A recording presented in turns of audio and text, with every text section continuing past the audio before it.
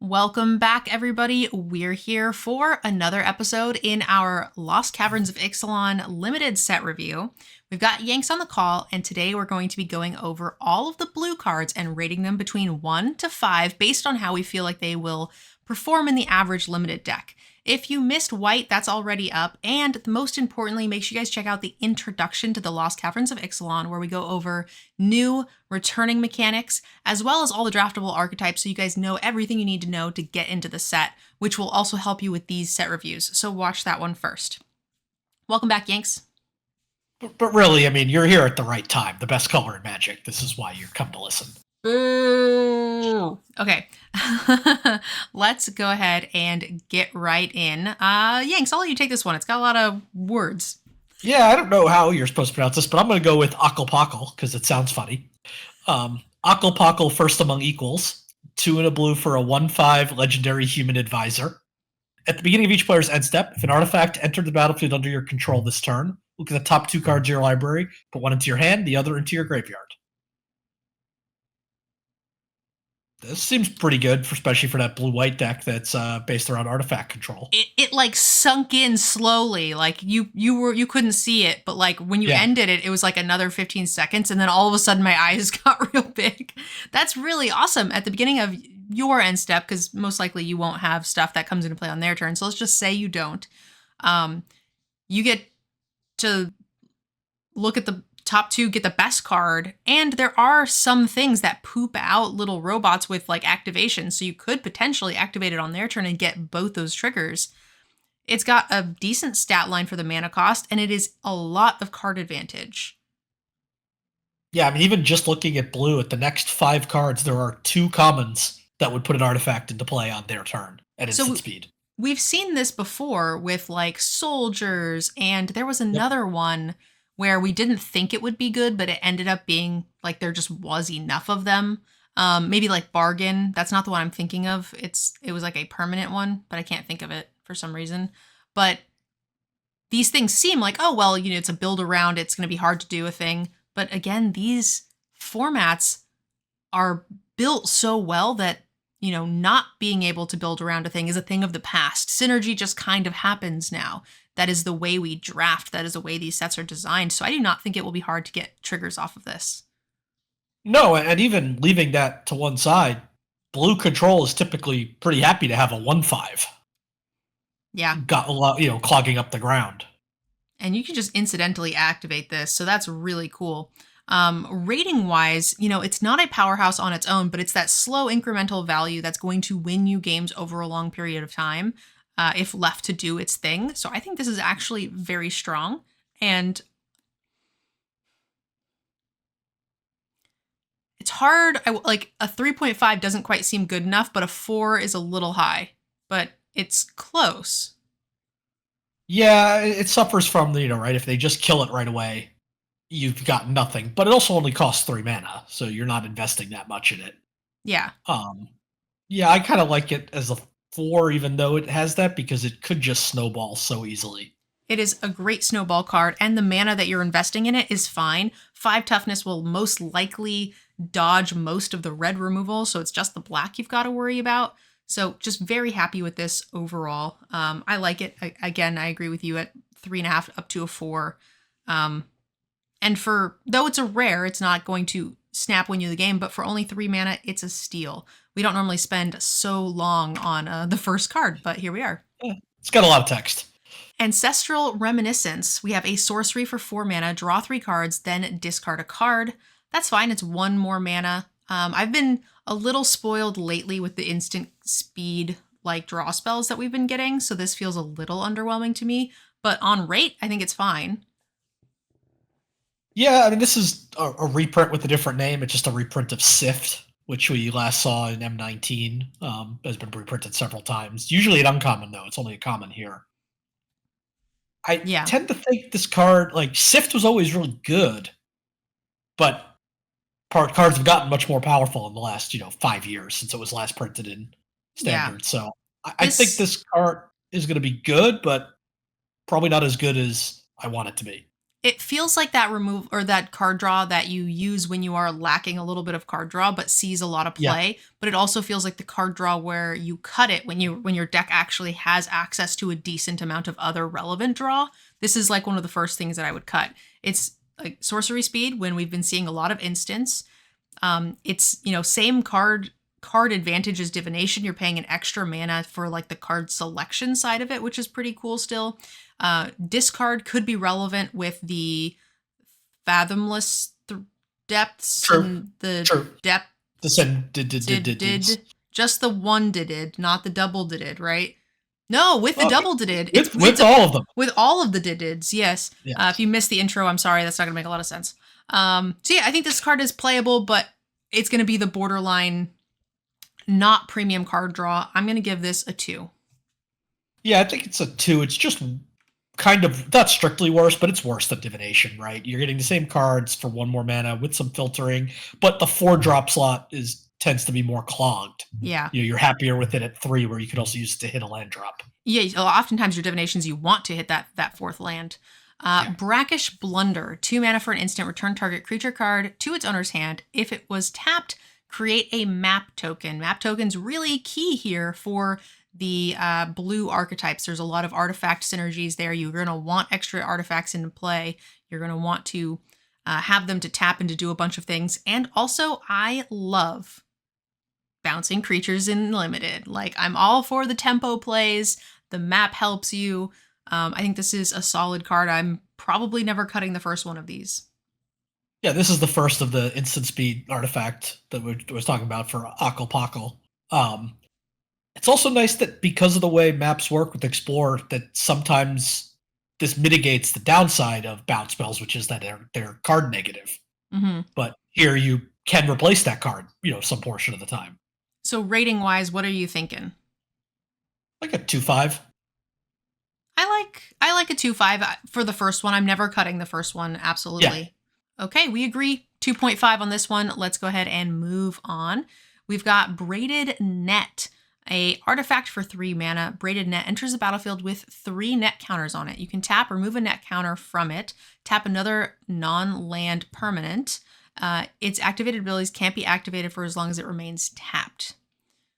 And this can craft and it's going to flip into Braided Quipu. Sorry if I said that wrong. It's an artifact that cost 4 mana to tap to activate. Draw a card for each artifact you control, then put Braided Quipu into its owner's library, 3rd from the top. So this is going to draw you 1 because it counts itself, and it's probably going to draw you like 3 pretty easily without a lot of effort. Yeah, it's an interesting card. It's kind of expensive all around, but it can, like you said, just draw a bunch of cards. You can activate this at instant speed, which is nice. It's a little bit of a nombo, right? Because you have to exile an artifact. Hopefully you have one in the graveyard, but if not, you're exiling it from play to flip it, which removes 1 extra card draw. So I don't like that it's a nombo. Yeah, agreed. Again, you're right. You're hoping you're getting that artifact out of your yard. But, I mean, you're getting 3 turns worth of tapping something down.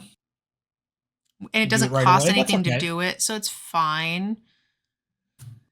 I don't love it, especially not for a rare, but I think it's playable. I doubt I'm cutting this in most of my blue decks just because there are a lot of artifacts. There's creatures that come into play that make 1/1 artifacts when they do. So I think it will be hard to miss on this. And in some decks, specifically in the Azorius colors, it'll be a home run. So it does feel like, a 2 in anything that's not Azorius, and then probably like a 3 in Azorius. Yeah, definitely best in that blue-white deck. All right, Chart a Course. This is a reprint. 2 mana for a sorcery. Draw 2 cards, then discard a card unless you attacked. I mean, this was seeing like standard play in some things. So this card has made its way into the Vintage Cube. Yeah, so this is a great card. This is some premium card draw. Much bigger fan of this. You can just hold a land to discard if you are in a sticky situation, can't attack, but also great for more aggressive and tempo-themed decks where you're getting in early with some flyers or something along those lines. 2 mana is a great rate for 2 cards. This is super premium. I'm playing multiple of these. I think it's like a 3.5 for me. Yeah, it lets you put a permanent into your yard to descend, or to, even if you don't want to discard it, maybe you could use it to craft later. If it's something you put in the yard, there's just a lot of upsides here. 3/5 sounds good to me. I mean, realistically, I mean, it's not a powerhouse, but like, a strong divination plus. We've been giving a 3, and I just like this one better. So 3/5 might be a It's little high, but I'm fine with that. you're right on the powers, but you feel really bad when your opponent plays this against you. Yeah. It's like you just feel really far behind.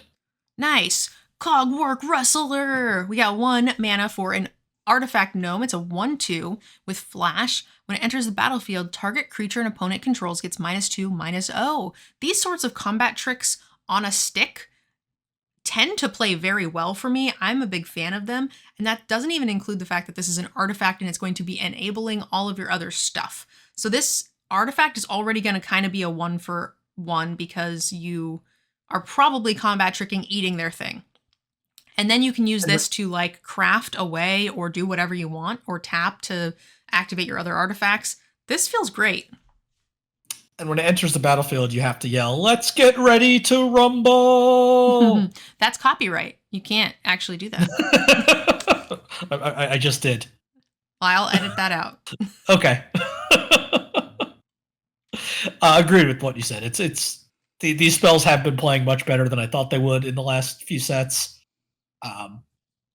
And you just get like sort of a free body on top of the effect for crafting, triggering, Akal whatever. Yeah, the fairy that could fly was the best. Then there was the ground creature that was really poopy that kind of sucked but was still playable. And there's this, which is still kind of a poopy creature, but is a very relevant creature type. So this kind of fills in that gap to me. And I think this puts it closer to like the fairy range. So I think that this is a very playable card in many decks. You will know when you want it. It will not make the cut in some. So I would say probably 2/5.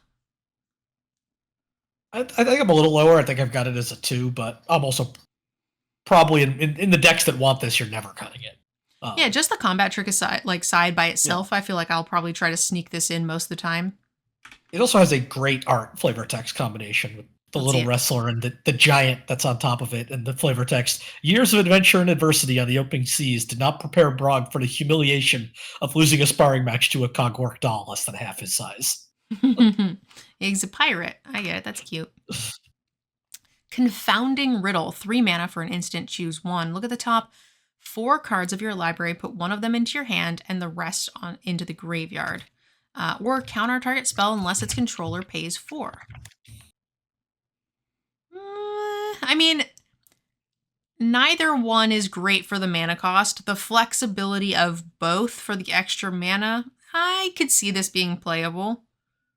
So it's interesting. This is just a straight upgrade on Supreme Will from Hour of Devastation, which was the exact same card, except they only had to pay 3. And that card was very good. I mean, anytime you can keep mana up for a counterspell and not waste it. Yeah. And dig for other answers when you need it. Yeah. 4 deep is pretty strong. So, I mean, I think this is playable, but I don't love it. I would say the first one is probably a 2/5. Yeah. Maybe I'm just remembering back to Supreme Will, and I like that card too much, but I'm a little higher on it. I like it at 2/5, and I'd probably play at least 2 of them. Okay, probably I mean, that is pretty close. 2. I feel like I am 2/5 on the first one, but I wouldn't play 2, but like that's in the same ballpark. Yeah. Council of Echoes, 6 mana for a 4/4 flyer with Descend 4. When it enters battlefield, if there are 4 or more permanents in your graveyard, return up to 1 target permanent other than the council to its owner's hand. So, if I'm not mistaken, we haven't seen a lot of Descend cards, but didn't a lot of the Descend cards sort of have a static ability that it could trigger at any point? This is only an ETB effect. Yeah, it's kind of a mix between the two. Yeah. I do think they tend to lean towards what you said, that there's static abilities, but not entirely. I by the time you get to 6, the chances of you having the 4 is like okay. That said, a 4/4 flyer for 6 is not an outrageous amount for a top end card anyway, and I love tempo. So, I mean, this is probably pretty solid. I think this is like a 3, assuming you didn't open like really strong bomb top end. Yeah, I like it as a 3. Just 4/4 flyers still end the game fairly quickly. And if you can get the extra tempo boost, then great. Great. All right, Deep Root Pilgrimage. We are looking at a 2-mana enchantment that says whenever one or more non-token merfolk you control become tapped, create a 1/1 blue merfolk creature token with hexproof. No, no, no, no, no. They're bringing back the annoying hexproof merfolk from original Ixalan. But why are we doing it in limited? It's a rare, at least. Yeah, I guess it is a rare, but it still makes me kind of sad. I mean, I just wish they would remove hexproof as a mechanic altogether, but Yeah, or and there's only have it on like combat tricks. yeah. There are several cards that let you tap creatures. So like you can sort of get around needing to attack with your merfolk. I'll have to see what the rest of the merfolk look like, but this feels very playable and very good to me. Yeah, again, just like you said, we're gonna have to see the merfolk support, but what do you have to make, like 2 or 3 1/1s Yeah. before you're pretty happy with this? This is a build around because it's merfolk specific, so it is a split card. It is a 1, and then I'm going to go ahead and say it's like a 3 in the merfolk deck. Yeah, it's effectively a Simic card. Yeah. Very unlike the other cards that we were seeing where like this will be good in Azorius, but also blue has enough support to play it in anything. This is Simic and Simic only. Yeah. All right, Dieck Echo. We got 5 mana for a 3/2. When it enters the battlefield, draw a card. Yes, please. And it has flying as long as there are 4 or more. So this is that static ability that we were talking about. So this feels sort of like the horror from the horror set. Similar stat line. It has 1 extra mana cost, but this has the ability to gain flying in the long run late game. And thinking of Organ Grinder? Yes, Organ Grinder. This feels like a Organ Grinder version, which I'm here for. I think that that's okay. I'm happy to draw an additional card, and have this gain flying in the later game. I think that's a great card. Yeah, one thing I'm curious we haven't seen yet is if there's a way to remove stuff from other players' graveyards, like to make this lose flying at instant speed. Yeah. That sort of thing could be interesting. And you have to keep track of your graveyard, like if you're playing things out of it. You might forget that you now all of a sudden don't have flying anymore. But I like this card otherwise. Yeah, I agree. I think that this is a 3 for me. I like it as a 3. And I want to correct myself. It's Organ Hoarder. I don't know why I always call that card Organ Grinder. Because the card made it feel like it was grinding your organs because I was so sick of it. You didn't like blue-black mirrors all day long? No, I did not. Eaten by Piranhas. 2 mana for an enchant aura with flash. Enchant creature loses all abilities, and it is a black skeleton creature with base power and toughness 1/1. This is just straight up removal. Because it has flash, so you just wait until they attack you with the dragon, and then you slap it on it at instant speed, and then you just eat it with like a bear. Yeah. I mean, I'm picturing a bear eating a dragon, which is pretty funny, but yes. Yeah. And that just happens here. So this is just straight up 2 mana instant speed removal for blue. Yes. This is premium removal, which we don't see in blue a lot. I think this is a 4. Yeah, I agree. It's a 4. And it's beautiful. Look at them fishies. They're so pretty. And they're about to attack. I mean, it's already kind of dead. That's true. Okay, moving on to the Frilled Cave Worm. 4 mana for a 2/5 Salamander Worm. It has Descend 4. It gets +2/+0. If there are 4 or more permanents in your graveyard, this is one of those static abilities. It doesn't have to happen right away, so very happy to see that. It ends up turning into a 4/5 for 4 mana in the long late game. Salamander Worm not relevant. So I think this is a playable card to fill your curve when you need it, but I'm not in love. So let's say In a non-build around, it's a 2, but it'll play up a little bit in specifically like the self-mill version. Yeah, if you're filling your graveyard pretty consistently, you're not necessarily looking for this card, but you'll get it fairly late because other people won't want it, and you'll be happy. Yeah. My 4-drop slots tend to be a little chunky, but that will alter from set to set. Whether 3, 4, or 5 is chunky, it'll depend. So this may or may not be one that is a chunky 4, and this just won't see a lot of play. Yeah, I think it is a 2. Do you agree? Yeah, it's a 2 that plays up in probably blue-black. Ooh, I love the sea animals. All right. Hermitic Nautilus? Yep. Hermitic Nautilus. 2 mana for a 1/4 with vigilance. 2 mana also gives it +3, -3 till end of turn. It's pretty cheap to get it to attack at 4 power once it's unblocked. And a 1/4 for only 2 mana with vigilance is actually a good rate already by itself. Yeah, it's one of your great threat of activation cards. They don't want to attack into this because you can trade up for like a 4/4 with it. Yeah. It's same thing for blocking, although blocking they can just put a 2/2 in front of it, and it's like. But if they put a 2/2 in front of this, then they're not double blocking or Yep. eating your something else that's also making that trade. You're like, you attack with this in a 3/2 and they have a 2/2, right? They can either bounce with this and offer trade options, or trade with the 2/2 and you can activate. Yeah. So I think this card is great. I'm going to call it a 2/5.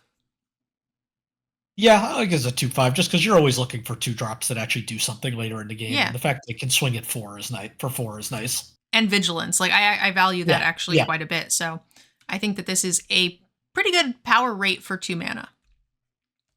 Hurl into History. Instant speed, 5 mana, spooky looking card.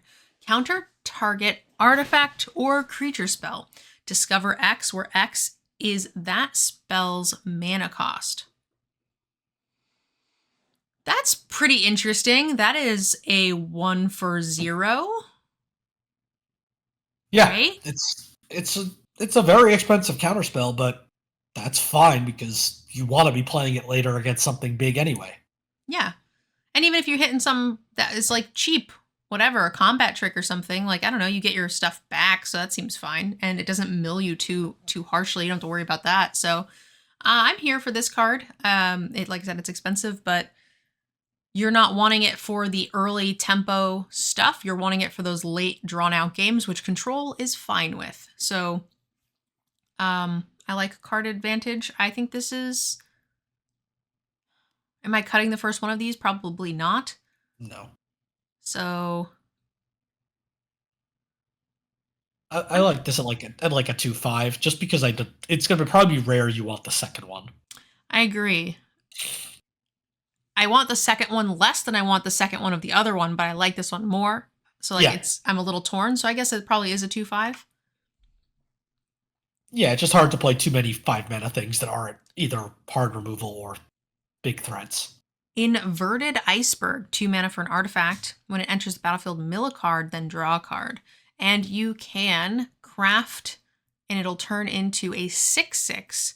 Whenever the Iceberg Titan attacks, you may tap or untap target artifact or creature. Huh.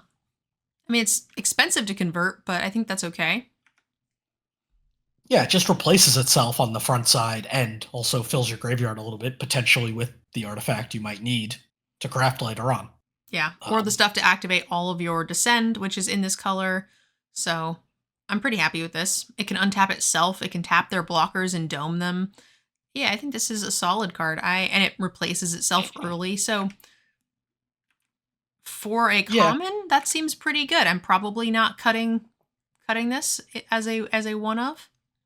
Yeah, usually these cards that it's like, they replace themselves and do something a little bit. They tend to just find a way to get cut. But the fact that this turns into a big threat makes this one harder to cut.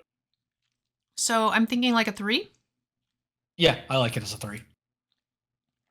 Okay, that is many words. Your turn. Kitesail Larcenist. 2 and a blue for a 2/3 human pirate with flying and ward 1. When this enters the battlefield, for each player, choose up to one other target artifact or creature that player controls. For as long as Kitesail Larcenist remains on the battlefield, the chosen permanents become treasure artifacts with tap, sacrifice this artifact, and add 1 mana of any color and loses all other abilities. So it's a 2/3 that in limited basically just you target your opponent and turn one of their artifacts or creatures into a treasure until they kill this. Yep. So it's kind of like a white O-ring. Theoretically, you can target one of your own things too if you want to. If you really need fixing for something and you have like an artifact that doesn't matter on the battlefield. But it's up to 1, so you don't have to. Someone said it's good removal, but it's ramping and fixing your opponents. We're looking at this for a limited perspective.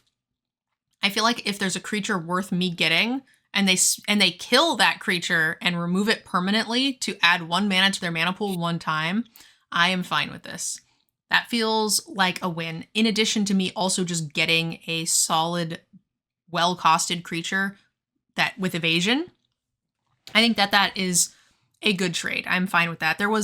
In fact, I'm so good with it. In the D&D set, there was a lockdown enchantment aura that did the same thing. It turned it into a treasure, and they would sack it, and you would lose your aura. But you didn't get a 3/2 flyer. I'm sorry, a 2/3 flyer with that. So this just feels way better, and it's a rare. So I think this card is fantastic. I'm going to call this a 4.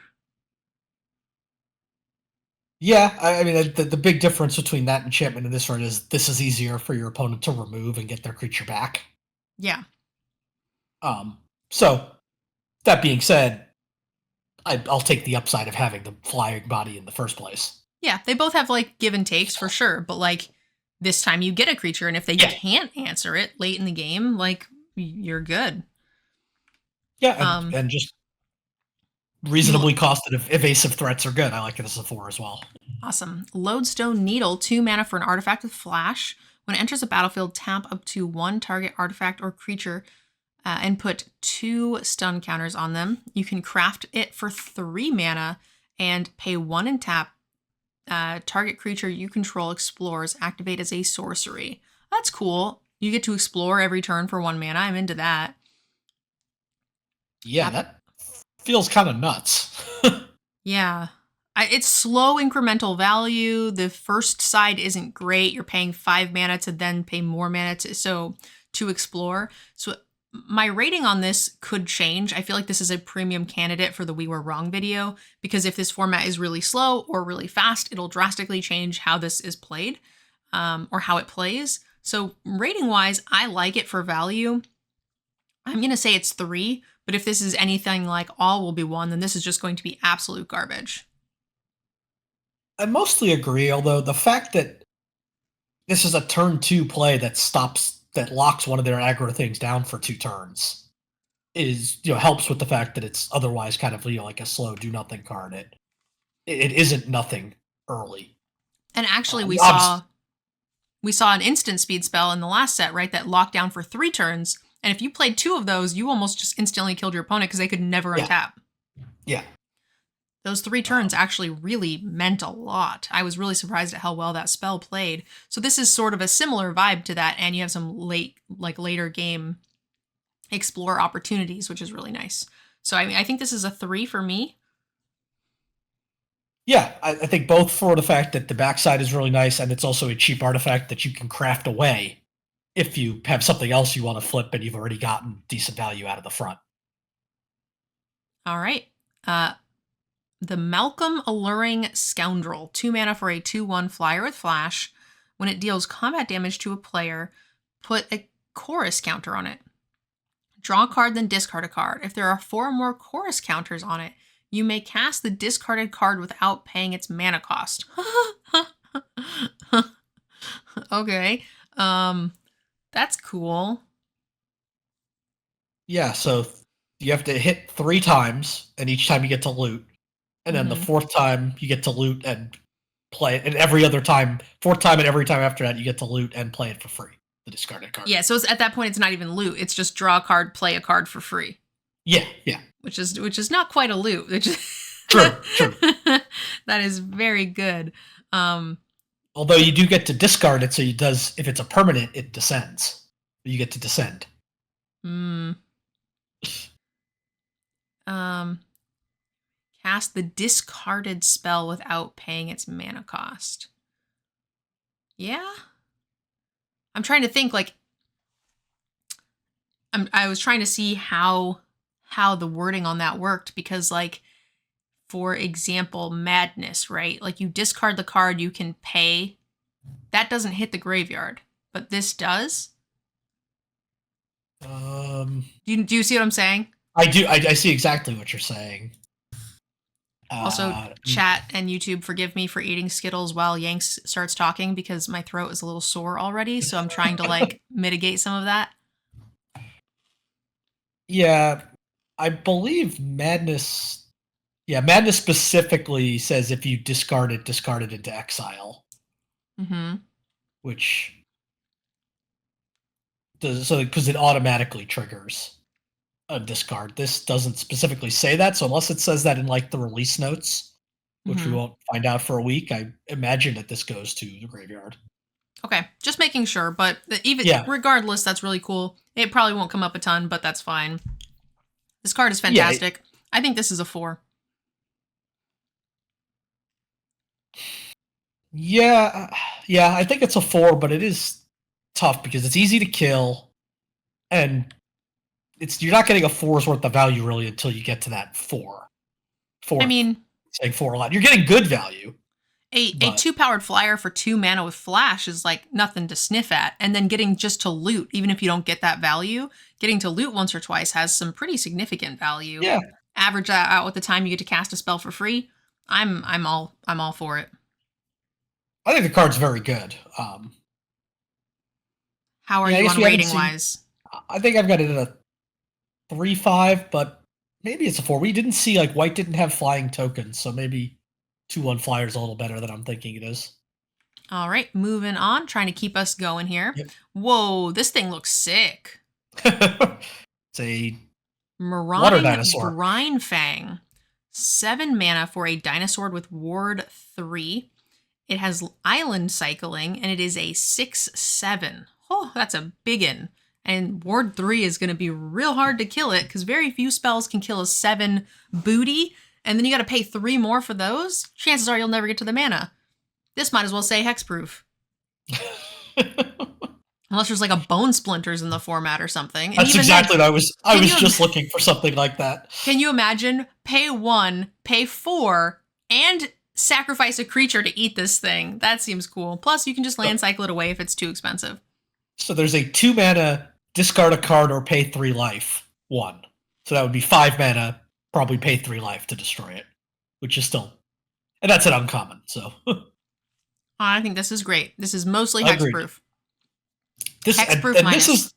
this is the sort of thing you want cycling on, Mm-hmm. right? Like, or I land cycling on something that you clearly, if you want to cycle it, it's because you're probably never getting to the 7, or at least not for so many turns that you don't feel bad cycling it away.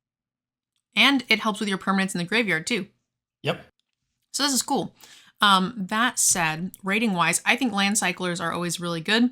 I don't see a reason not to run them most of the time. I think these are 3s. Yep, I've got it as a 3. All right. Merfolk Cave Diver, 3 mana for a 2/4. Whenever a creature you control explores, it gets +1/+0 until end of turn and can't be blocked. I like that. I don't know why a creature that can't be blocked ability has 4, but usually it's like a 2/1 for 2.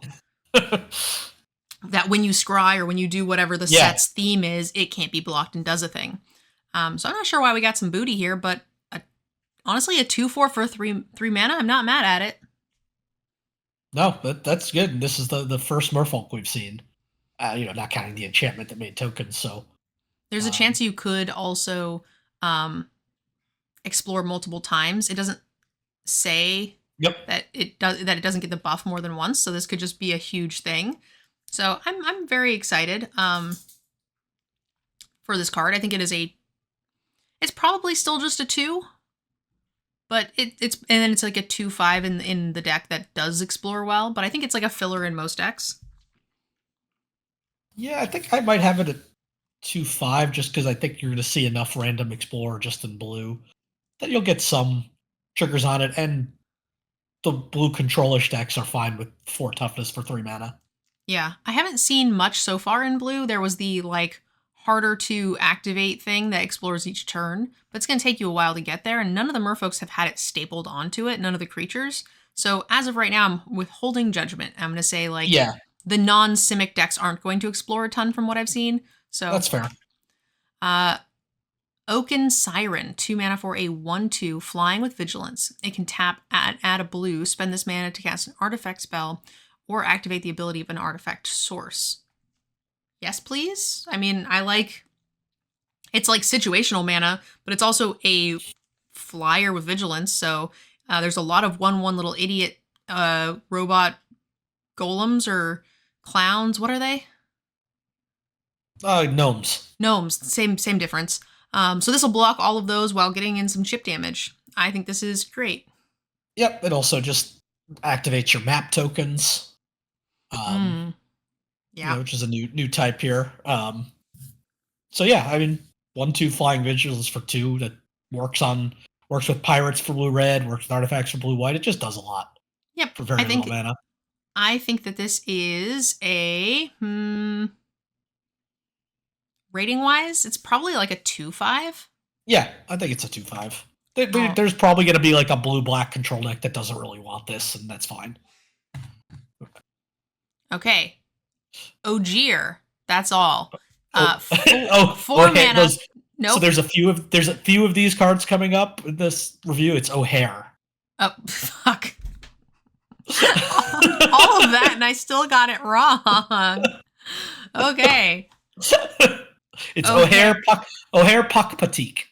I grew up in Southern California. I should know that, but I don't. But here we are. OHare, the god of flying 4/3. Whenever you cast an instant spell from your hand, it gains rebound. I'm here for that. When OHare returned it to the battlefield tapped and transformed. When it dies, return it to the battlefield tapped and transformed into the temple, which taps for a blue mana. Remove a time counter from the temple. You can pay 3 to tap, transform the temple, activate only if there are no time counters on it. Hang on. When it transforms, it transforms with 3 time counters. Yeah, it does. I was expecting it to say that on the backside, but I didn't see it. So transform it under its owner's control with 3 time counters on it. So you have to use it for mana 3 times before it'll transform back into the god. So that's really neat. I think these are very good. It's only 4 mana for a 4-powered flyer.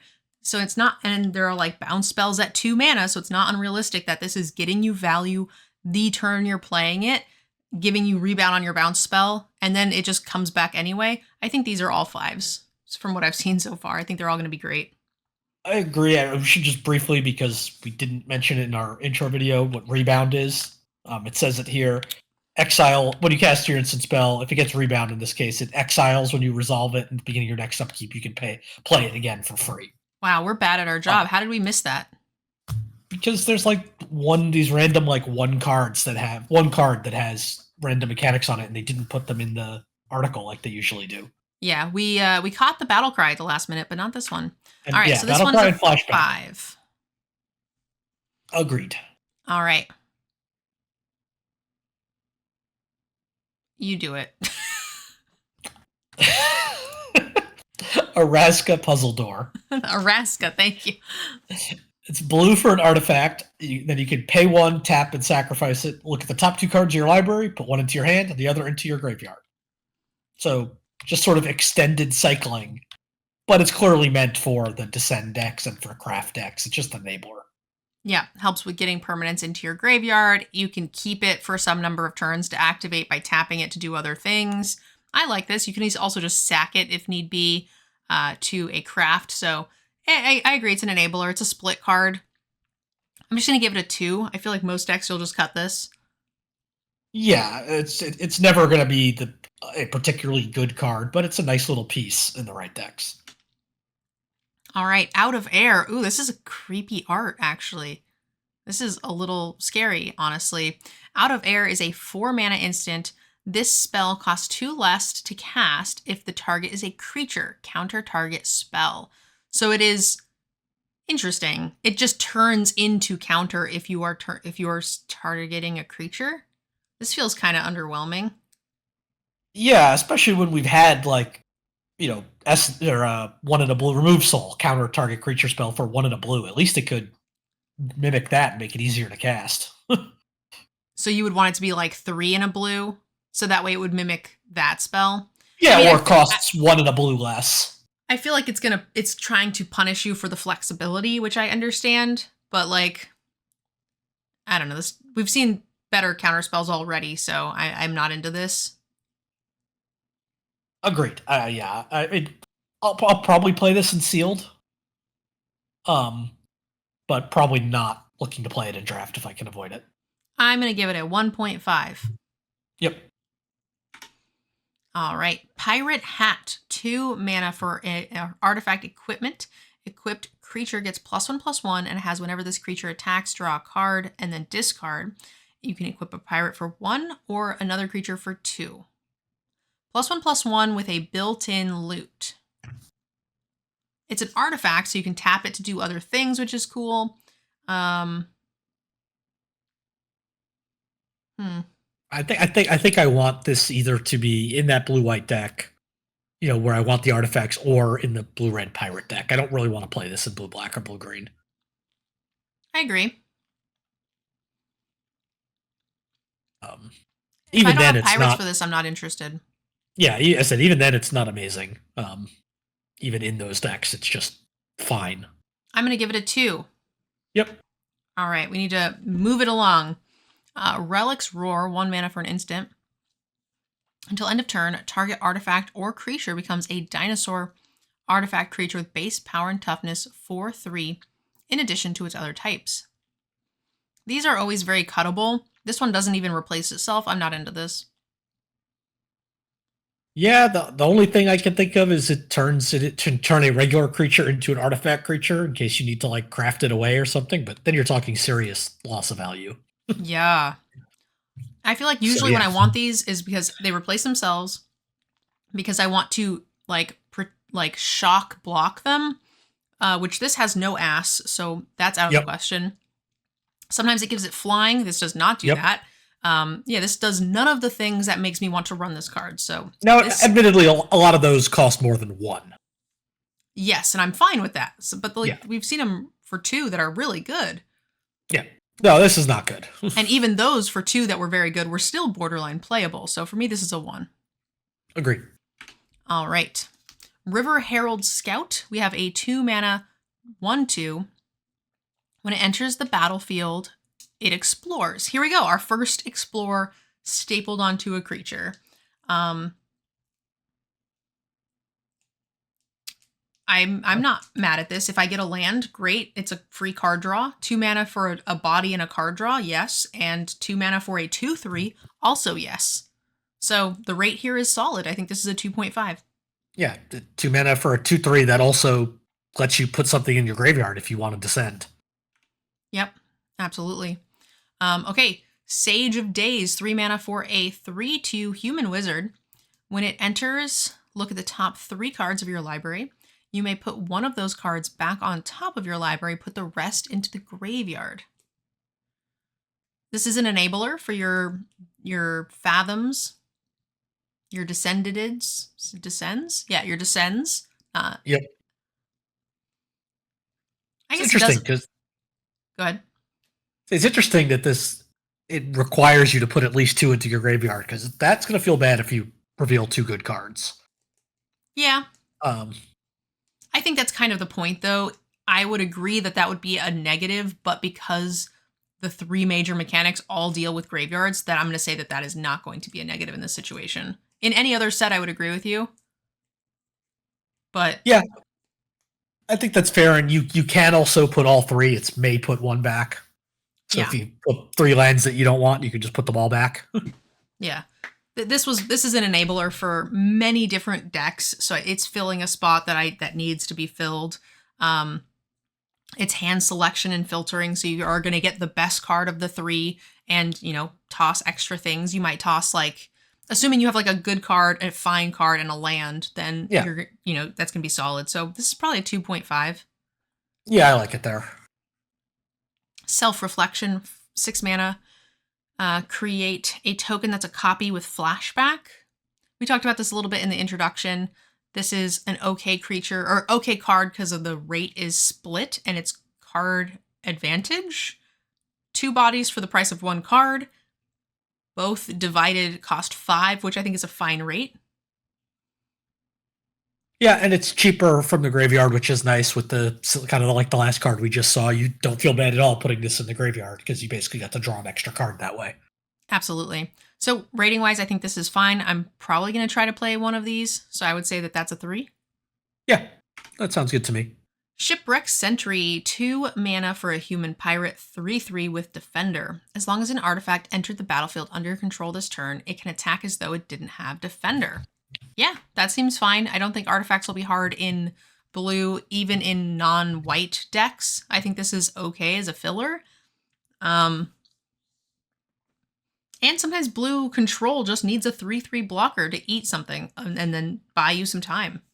I feel like we see this card in blue in every set now, right? 2 mana, 3/3 defender that some condition gives it the ability to attack. And they're always just fine. Mm-hmm. So I like this card at like a 2. All right. I'm gonna let you do this one. Sinuous Benthesaur, 5 and a blue for a 4/4 dinosaur.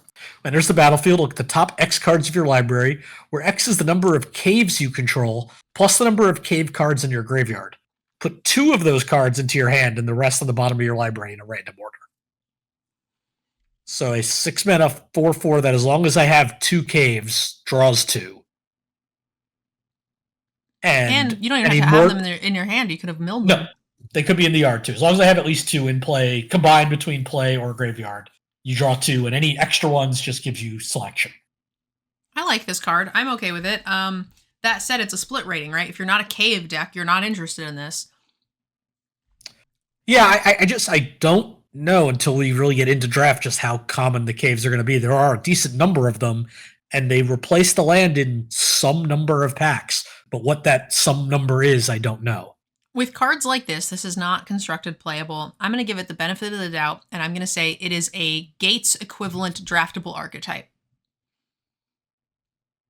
We certainly could be wrong, but I feel like that's just kind of the benefit of the doubt we have to give it. Otherwise, it's just utter garbage. Yeah, that's fair. So I don't know what those Gates colors are. There might be like 1 or 2 payoffs in every color for Gates. Maybe it's sort of like a domain vibe. I don't know. Yep. But I think it's got to be some sort of deck. And so this is a split card for me. It is a 1, and it is like a 3 probably, because Gates will be really happy to do this. Yep. And maybe it's poop. It could be. Then it's just always a 1. Yeah, I think the question is, right, is caves have to be like Gates, where it was basically like you had a 5-color Gates deck, and now if you were in that, or is it like every deck ends up with like 3 Gates if you want them? That's what I'm curious to see. Or caves. I have no idea. That will also drastically change whether I'm interested in playing that card. Agreed. Like I said, my rating is just going to be based on experience with Gates. And like also feeling like a little domainy vibe. Yep. Song of Stupefaction. I kept wanting to say stupefaction. Yeah, I can see that. It is an enchant aura for 2 mana. It enchants a creature or a vehicle, enters the battlefield, mill 2 cards, so an enabler. And then it also gives -X/-O, where X is the number of permanents in your graveyard. So yeah, it's going to enable itself a little bit, but I think that this is an okay card for what blue wants to be doing. I've definitely played these, but I'm never happy to do so. I think that it's like a 2/5. Yeah, it's interesting that you may mill 2 cards. You might not need to. You might not need to, or with the amount of potential self-mill, you really might not want to. Yeah. Late in the game, it could get scary. Yeah. Yeah, like this is like, what did you say? It was like a 3-5? Mm, Or I I can't said it remember. was Oh a no, 2-5. sorry, 2-5, 2-5. Yeah, yeah, yeah. No, this Three is my. five seems real high. I was thinking -X -X for some reason. Then I was like, no, that would be black, not blue. Yes, and then it would be Yeah. much Yeah. higher. Yes. Yeah. All right. Spyglass Siren, 1 mana for a 1/1 flyer. When it enters the battlefield, create a map token. In for it. Vigilant creature, extra permanent. Those are always good. This is No. a 3. Oh, okay. Not vigilant. What did I say? You said a vigilant creature. I'm like, I no. meant a flying creature. Okay. I think in my head I was thinking evasive, yeah. and then vigilant came out. Yeah, I feel like I've said this in numerous sets. A cheap card that makes 2 permanents always overperforms. Yes. But also, I want to know, what the hell is this thing looking at? Shouldn't it be looking at the pirate ship? Or is this a pirate from that pirate ship it is a flying pirate. up looking elsewhere? Yeah, it's a pirate. I'm sure it came from that ship. My first thought was that it was trying to spy on that ship, was my first thought. And I was like, what are you looking at, idiot? But now I'm fine with it. Yeah. So, agree a 3? Agree a 3. All right, your turn. Staunch Crewmate. 1 in a blue for a 2/1 human pirate. When it enters the battlefield, look at the top 4 cards of your library. You may reveal an artifact or pirate card from among them and put it into your hand. Put the rest on the bottom of your library in a random order. So, blue, white, and blue, red are definitely going to want this card because you'll have a good chance of hitting. Blue, black, and blue, green, maybe. Just kind of depends how many artifacts you end up with. Yeah. In the non-blue, red deck, blue, red's going to have a lot of pirates. Honestly, I think there are very few decks where I'm not okay to run this, at least as a 2. Because it's a 2 mana body, which oftentimes I just kind of need. And I feel like the average deck is just going... The average deck with blue in it will have a decent number of pirates and artifacts, even if it's not built around those. I think it'll be really good in those 2 colors that you mentioned, but I think it'll be a filler card in all of the other archetypes. Yeah. I'm trying to think, like, if you have, like, 5 or 6 other, not counting itself, you have a decent chance of hitting. Yeah, I feel like if you have, like, the average blue deck is probably going to have 2 or 3 pirates, 2 or 3 more artifacts, minimum, right? Because it lets you hit either. Yeah. So, like, if you have 6 permanents in a deck that is not built to take advantage of this, am I fine with running this? Probably, unless I've got some really good premium 2s. Yeah, so if you have 4 other ones, theoretically you've got like a 35% chance of hitting, but that goes up pretty drastically if you get to 5 or 6. So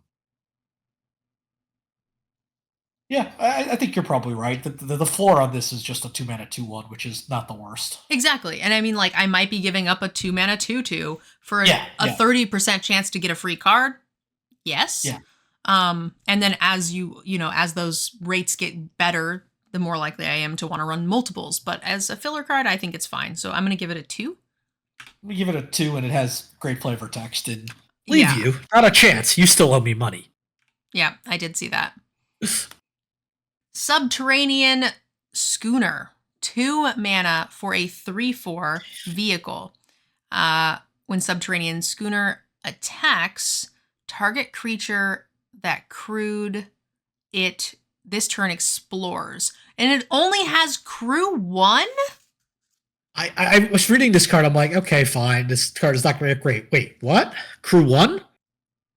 I mean, even if it said crew 3, like, I'm not mad at it. Because it's only 2 mana to start with. Yeah. And, like, yeah, it's a rare. That makes sense. Okay, I didn't really look at that. I'm like, holy shit, this card's nuts. No, this is very good. I'm happy with that. It doesn't have anything that allows it to attack like, it has no evasion. It has no ward. But it only costs 2 mana. So the chances are you're going to be able to attack on turn 3 with a 3/4, and there's not a lot your opponent could be doing on turn 3 that blocks 4 booty. So you'll get a few triggers of this for free. Plus, I know it's a rare, but you get 2 of these, and you crew 1 of them, and then you have the boat crew the other boat, and then the boat can explore, which is just kind of funny. And then the boat can attack easier. Yeah, exactly. Gosh dang it. Okay. Rating wise, I think this card's very good. It will easily add value to your other creatures before it gets murdered. So, you know, it is very good for 2 mana. I'm hesitant to give it a 4, but for a 2-drop, it is super good, and it does spread out the value across creatures. I'm tempted to say this is a 4. I think it's just too efficient. I think it is a 4. Yeah. It would almost be worse if it was like just a creature, because then it would be so much easier to remove it with no value, but be a little tougher here. The efficiency, like I said, it's not a powerhouse, right? It's not killing anybody immediately, but it's so stinking efficient and so much value over a couple of turns. If you can crew on 3, get in some value, kill their blocker on 4, get in some value, like it's going to snowball. Then now your other creature that was a 1/1 or a 2/2 is now just like a 4/4.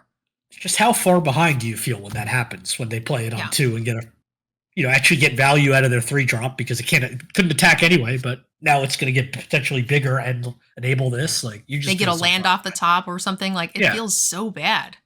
Yeah. All right. The Enigma Jewel, 1 mana for an artifact, enters the battlefield tapped. You can tap it to pay to get 2 colorless, spend only to activate abilities, and you can also craft with 4 or more non-lands with activated abilities and pay a lot. Craft with 4 or more non-lands with activated abilities. Yeah. Just so basically, so you can't exile basics, because they all have activated abilities. That's the reason that's on there. It's just worded so chunky. It is. I don't know. I was like struggling for a sec. I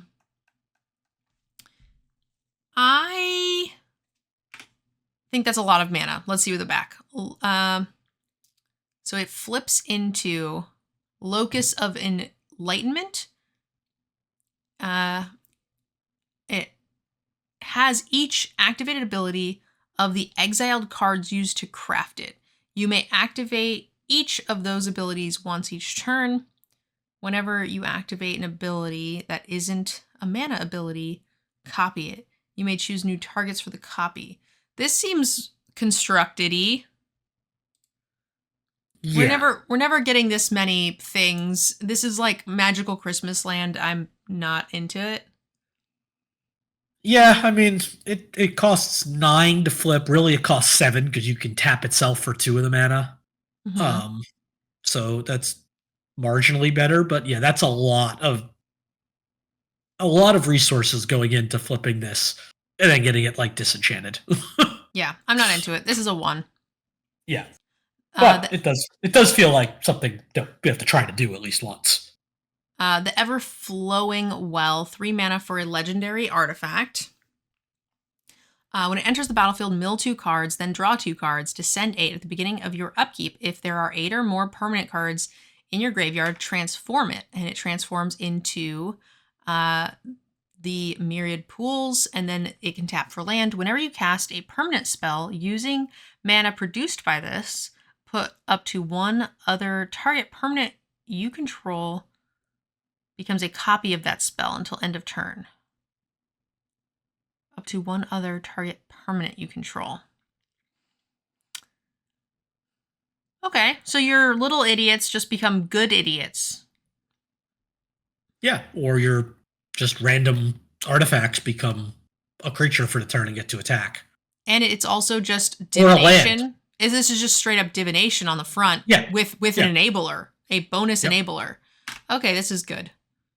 Yeah, and the fact that I didn't even realize at first that you can use you can play a 3/3, and now one of your lands becomes a 3/3 till the end of turn.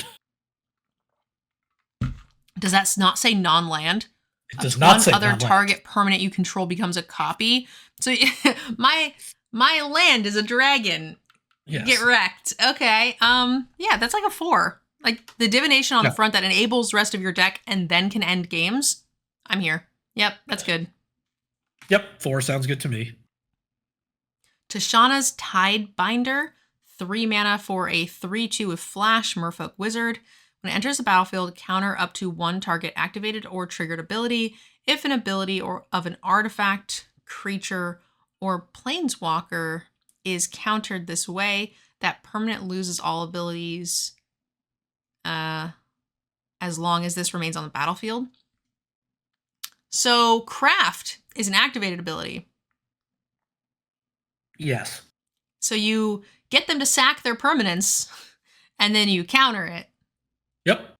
And then their permanent is gone. They all stay everything that was involved in the craft stays exiled. I like it. Normally in limited, when it says counter target activated ability or triggered ability, it's usually garbage. But this is actually really good considering it's an entire archetype. Yeah. I mean, it stops the vehicle, right? When you crew it. You can counter the crew and it loses all abilities for the rest of the game until this goes away. Yeah, this is very good. I mean, considering there's craft in the format, I am super into this. I think this is really good. It's like basically removal plus whatever they ate or did. This feels good. It's so good and efficient, but it isn't winning the game. So I'm hesitant to give it a 4, but I feel like that's just what 4 is now. It's premium removal, premium efficient cards that help you snowball. I think this is a 4.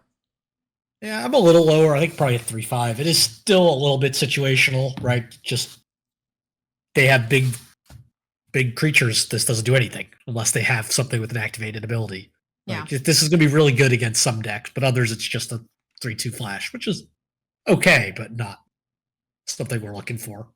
Yeah, you're right. It probably does. It's probably like a 3 when it hits nothing because it's just a 3/2 flat. It probably Flash. Averages to a 3/5. I'm probably just.